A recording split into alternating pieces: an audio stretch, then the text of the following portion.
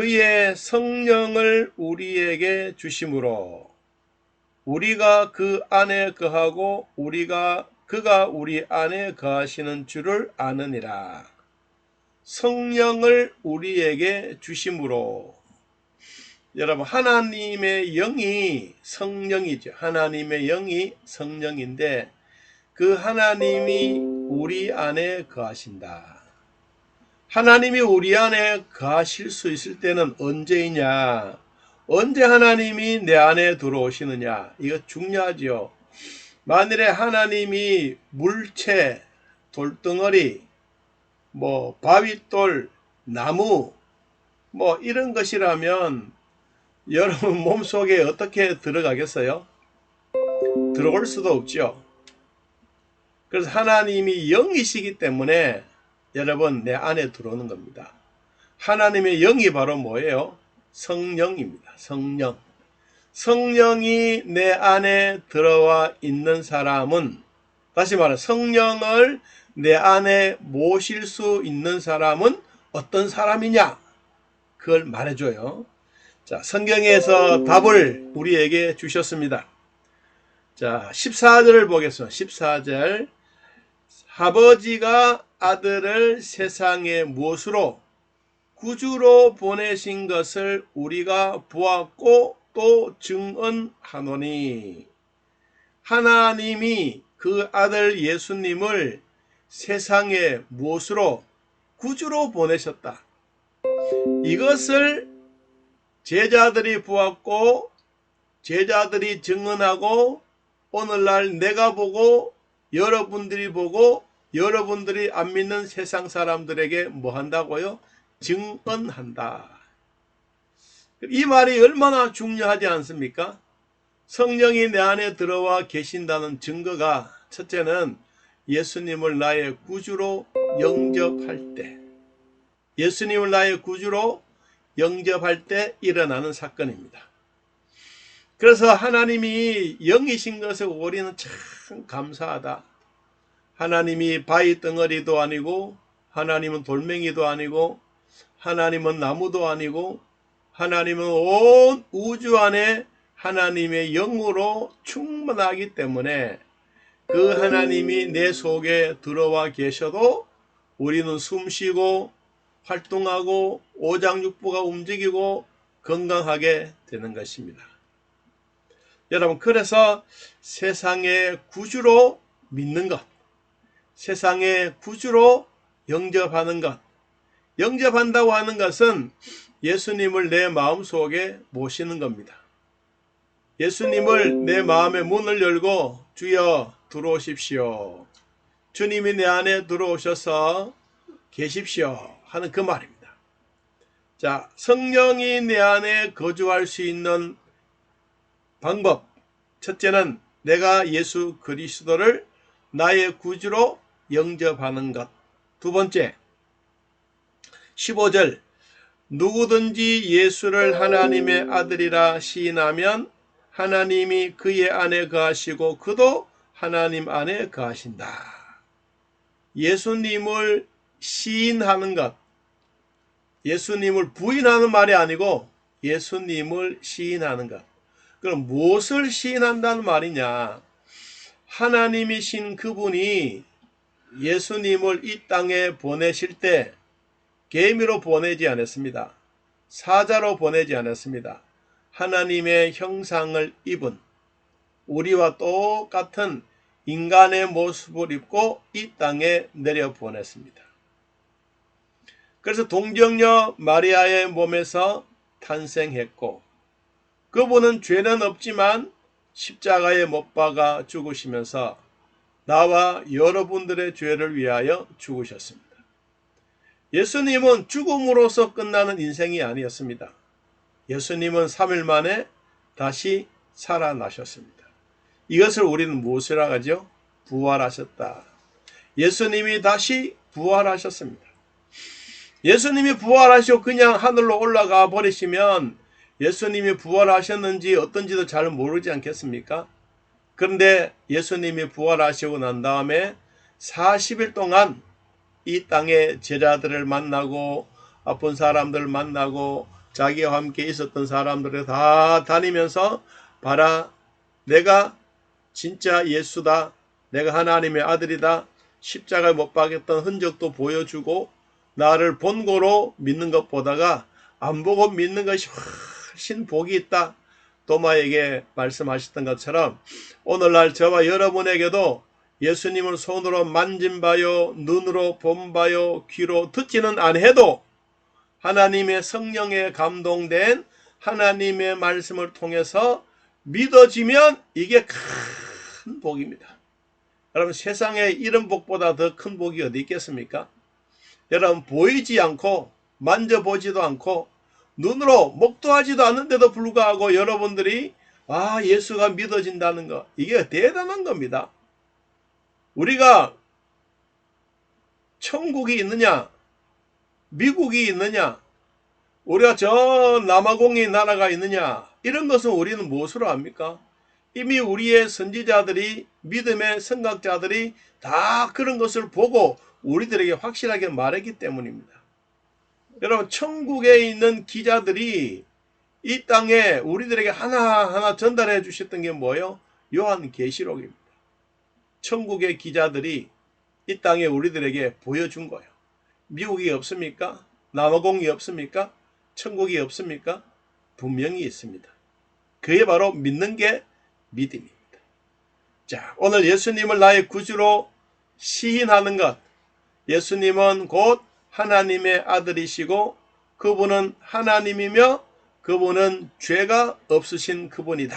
아멘. 그분을 내가 나의 구주로 믿습니다 하는 아멘. 이 고백입니다. 여러분, 이 고백을 하는 사람들은 성령이 내 안에 들어와 계신다는 증거입니다. 자, 세 번째 16절 말씀 봅니다. 16절, 하나님이 우리를 사랑하시는 사랑을 우리가 알고 믿었노니 하나님은 사랑이시라. 사랑 안에 거하는 자는 하나님 안에 거하고 하나님 또 우리 안에 거하시느니라. 여기에 거한다란 말은 같이 산다란 말입니다. 우리가 하나님과 함께 같이 사는 것, 이게 거하는 겁니다. 거하는 것. 그러면 하나님이 우리 안에 거하는 것은 뭐냐? 우리 하나님이 우리를 사랑하시는 사랑을 알고 믿는 것. 하나님의 사랑을 알고 믿는 것이 성령이 내 안에 들어와 계신다는 증거입니다. 아멘. 여러분, 우리가 가정에 들어가면 현관문을 열고 신발을 벗고 방 안에 들어가죠. 들어가면 이제 깜깜하면 뭐합니까? 가면서 불을 켜죠. 목이 마르면 어디로 갑니까?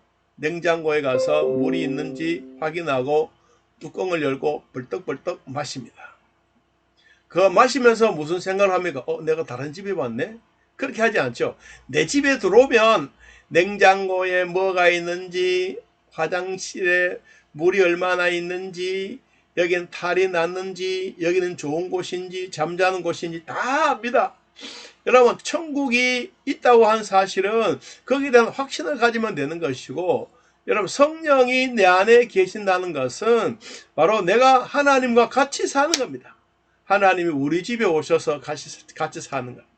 주여, 오늘 우리는 된장찌개를 해서 먹겠습니다. 하나님 오셔서 같이 드십시다. 그러면서 여러분 숟가락 젓가락 하나 더 놓고 하나님 드십시오. 그런 거예요. 하나님은 피곤치도 않고 주무시지도 아니하시면서 우리를 늘 그렇게 돌아보시는 하나님. 우리가 맛있는 음식을 해서 이렇게 먹으면 자녀들이 생각이 나는 것처럼, 여러분, 아내나 남편이나 친구들 모임에 가서 이렇게 좋은 것을 먹으면 이거 아내하고 같이 와서 먹었으면 좋겠다, 그런 생각이 드는 것처럼, 여러분, 하나님의 나라가 좋기 때문에 전도하는 것이고 하나님의 나라가 너무 행복하기 때문에 우리가 복음을 전하는 것입니다. 아멘. 자, 성령이 내 안에 들어온 증거. 지금 세 번째 말, 첫째는 예수님을 나의 구주로 영접하는 것. 두 번째는 예수님을 나의 구주로 시인하는 것. 세 번째는 그분을 알고 믿는 것. 믿는다고 하는 것은 내 안에 들어와서 같이 생활을 하는 것을 말합니다. 제가 이 남아공에 가서 집회를 마치고 이제 교회에 돌아오니까 장로님들이 아이고 목사님 얼마나 힘이 들었으면 얼굴이 이렇게 반쪽이 되어서 왔습니까? 그래요.